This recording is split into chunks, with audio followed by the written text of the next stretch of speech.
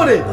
আমি তো তোমাকে একটা সুন্দর জীবন দিতে চেয়েছিলাম, অনেক সুখে রাখতে চেয়েছিলাম, আর শেষ পর্যন্ত তুমি ছি